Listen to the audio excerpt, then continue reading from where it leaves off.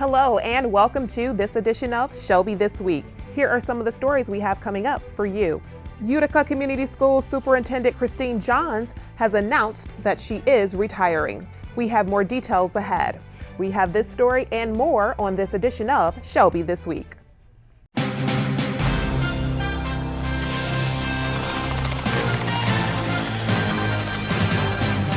The Shelby Township Board of Trustees have approved an initial resolution outlining several steps the Shelby Township is taking to help local businesses adjust as the COVID-19 pandemic has changed the way that they do business. The Business Relief Initiative was organized by a township committee consisting of Shelby Township Trustee Lisa Casali, Shelby Township Trustee John Vermeulen, Planning Director Juliana Missage, Building Director Tim Wood, Community Relations Director Brad Bates, Parks, Recreation, and Maintenance Director Joe Youngblood, Department of Public Works David Miller, and Shelby Township Clerk Stanley Grout. The Business Relief Initiative has several aspects to establish the application and permit processes from the planning and zoning and building departments for businesses seeking to utilize temporary signage or have outdoor seating. The initiative will also feature a section that will have the Parks, Recreation, and Maintenance Department waive park fees for local fitness businesses. The Community Relations Department has also launched a business portal on the township's website and has created a campaign on social media titled Shop Shelby, Shop Safe to encourage residents to shop and support local small businesses as they reopen. While the Business Relief Initiative does require a formal adoption at the August 18th Board of Trustees meeting, it is already paying dividends as the Shop Shelby, Shop Safe program launched on June 17th. Since then, the promotional segments have been viewed more than 45,000 times by users on Facebook. Businesses interested in being featured in the Shop Shelby, Shop Safe campaign should email their info at shelbytownship.org. In a surprise announcement, Utica Community Schools Superintendent Christine Johns, who was the top administrator in Michigan's second largest school district for 14 years, has informed the district officials that she will be retiring in the fall. Johns, who has spent 32 years in public education, notified the board on July 29th of her plans to retire. Officials said in a news release that with a school culture that is, quote, focused on educational excellence and an experienced leadership team, the district is well positioned to continue to positively move forward and that plans for the coming school year are in the final stages of development. Reflecting on her 14 years in the Utica Community Schools, John said in a prepared statement released on July 29th, quote, I am proud of our teachers, support staff, and administrators for their commitment to meet the needs of our students. Utica Community Schools is fortunate to have talented, caring, and passionate educators. It gives me great satisfaction to know that UCS will continue to have a positive impact on our community. John's last day has yet to be determined. In the short term, that will involve identifying someone to serve as a temporary superintendent. That decision will come at an upcoming board meeting that will be open to the public. The board expects to conduct some committee meetings to propose a list of required experience and qualities that board members will desire in seeking a replacement for Johns and to launch a search for a new superintendent. So far, no schedule for that process has been determined.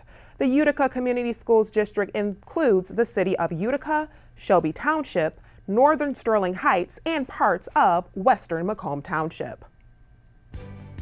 Still ahead on Shelby This Week, the 37th annual Shelby Township Art Fair will be held online this year.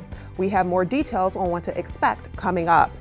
And due to the COVID-19 pandemic, a local teen mental health facility is providing support virtually. So stay with us for more on Shelby This Week. Hey!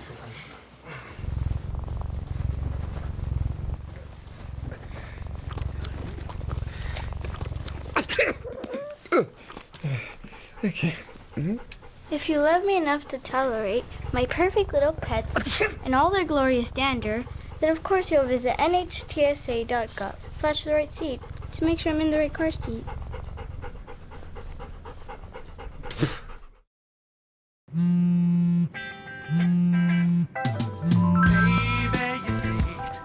I cannot set you free. My lonely days are gone.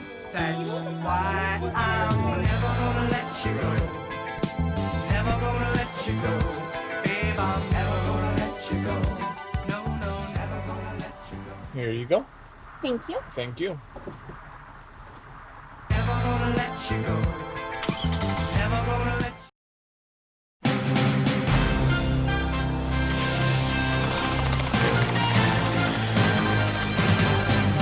Some big changes are coming to Shelby Township Hall. Site preparation and construction has started on a new 26,000 square foot library on the Township Hall complex at 24 Mile Road and Van Dyke.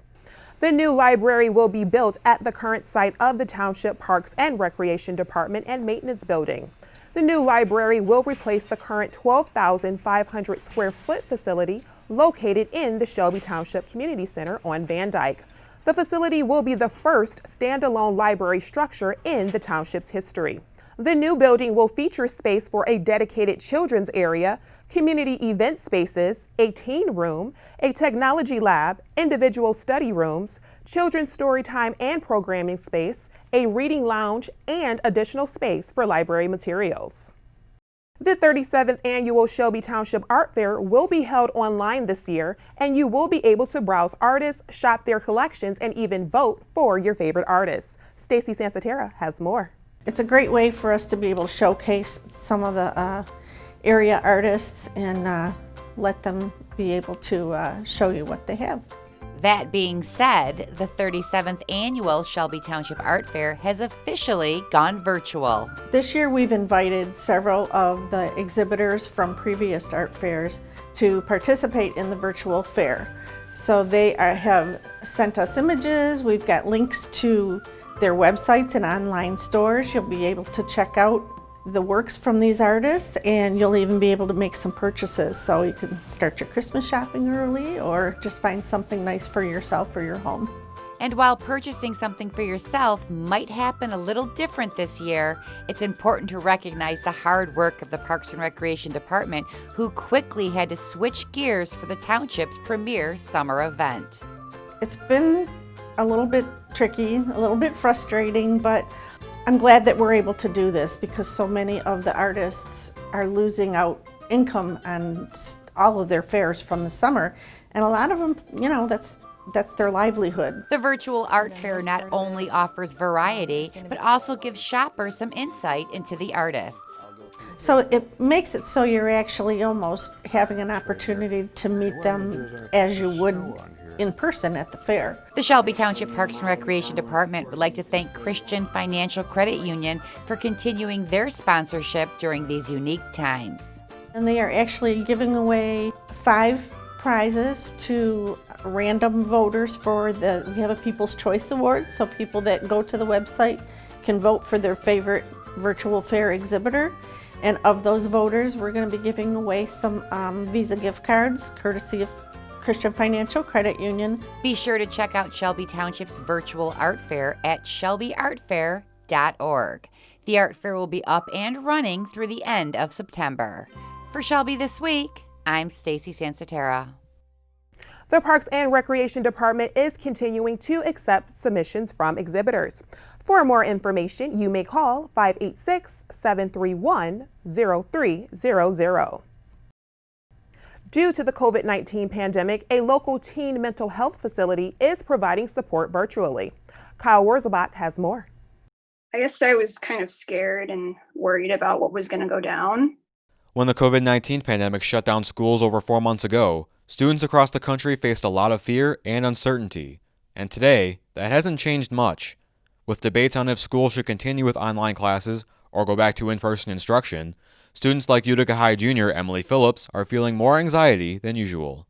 I've just been really stressed out because our district hasn't released any plan yet. So we're all just waiting for answers, what it's going down. Are they going to open the schools? Are we going to do virtual? Some districts are doing virtual, some are not. It's a lot of stress.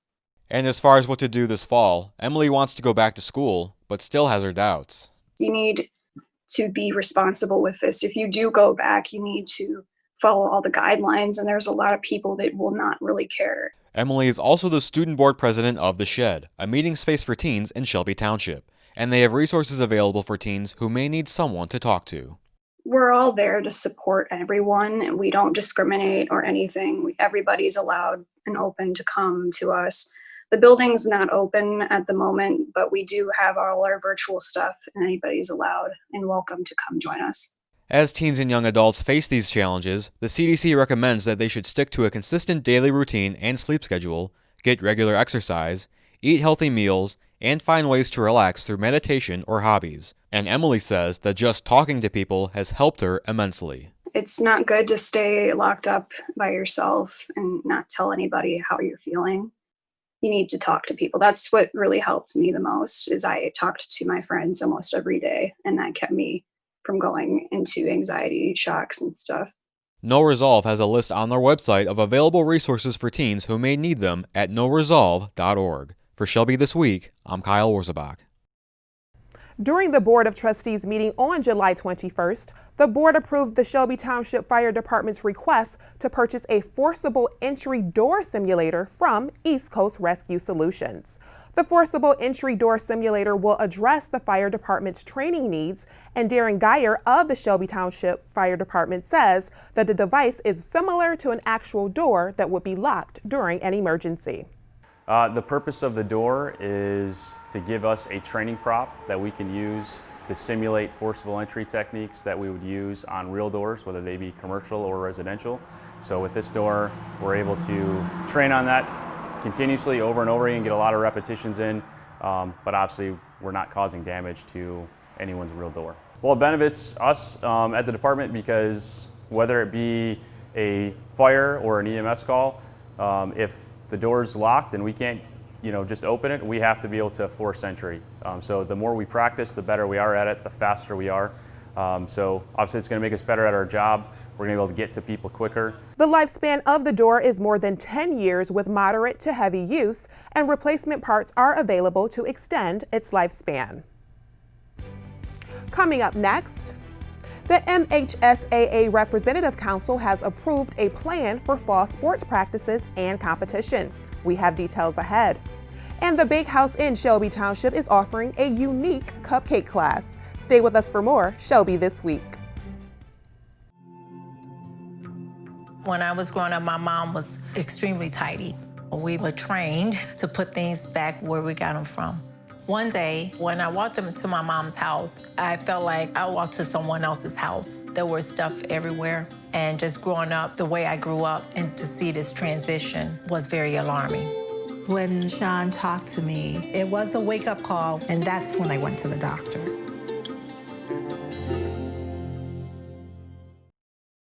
There's so many rewards in life. You coming into our home was one of the greatest rewards we could have ever had. It took 20 years, and I got my third child, who was 17 at the time. It's so cool to watch the adult that you've become, and you really have done as much for us as you think we've done for you.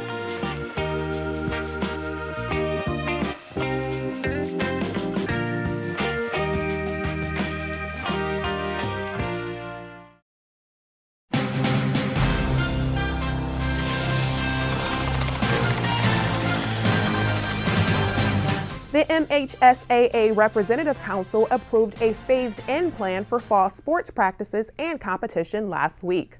In the plan, low-risk sports such as cross-country, golf, tennis, and swimming can begin practices and competition as scheduled on August 12th.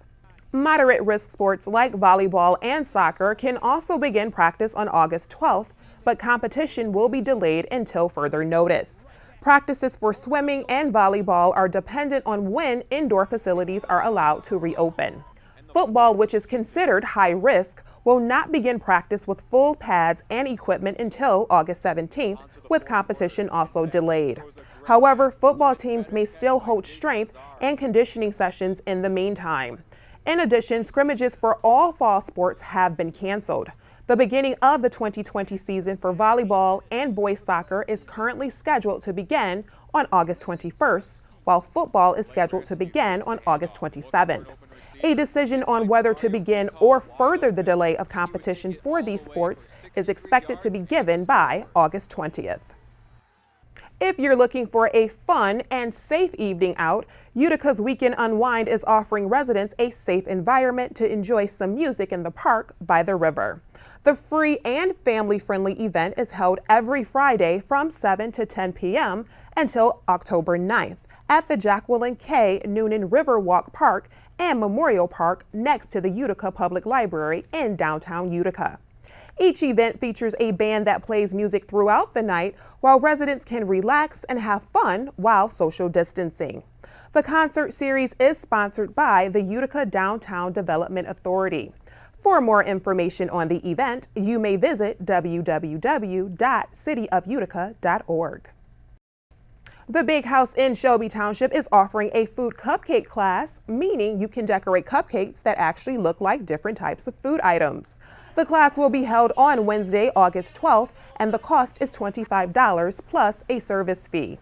The recommended ages for the class are 7 and up, although children under 7 are welcome but will need assistance from their guardian.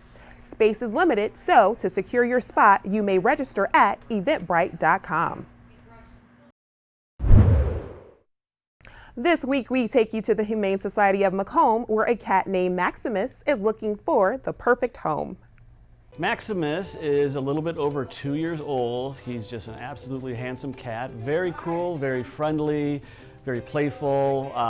He's a bit of a comedian, actually. He likes to mess with people, but a really, really cool cat. One thing with Maximus is he is FIV positive. FIV is simply like an immune condition with cats where their immune system is suppressed. So he needs to go home. He needs to either be the only cat or he needs to go home with a cat who's also FIV positive. It can be spread from cat to cat through deep bite wounds. Other than that, though, cats can live a long, normal, healthy life. We don't want to scare people away. We just people need to know that he just had that condition, but it's not preventing him from living a full, happy life. He does well with pretty much everybody. He's really well adjusted. Kind of surprised he's still here. He's a really good cat. He can go home with kids. He can go home with big family, little family, go home with other animals, but again, just as long as the other cat is either FIV positive or there's no other cats in the house. They would give us a call here at the shelter, let us know that they're interested, and they can make an appointment to come see him, because we are technically closed, but we're only open by appointment. So they can make an appointment to come see him, fill out a pre-adoption form. If everything checks out and everyone's getting along, then we can do same-day adoptions. We do it all the time. Just want to let people know again that our summer camp is going on for kids. We still have slots available for August. If you are a Shelby Township resident and you were interested in having your child attend, we do have scholarships available. So if you want to give us a call here at the shelter, we can tell you more about that. There is more information about the camp and all our animals and everything going on at the shelter at our website, humanesocietyofmacomb.org. That's all we have for this edition of Shelby This Week. Remember, you can always watch us on Facebook and just search Shelby TV. We will leave you with more scenes of what's to come at the Shelby Township Virtual Art Fair. Enjoy, stay safe, and thank you for watching.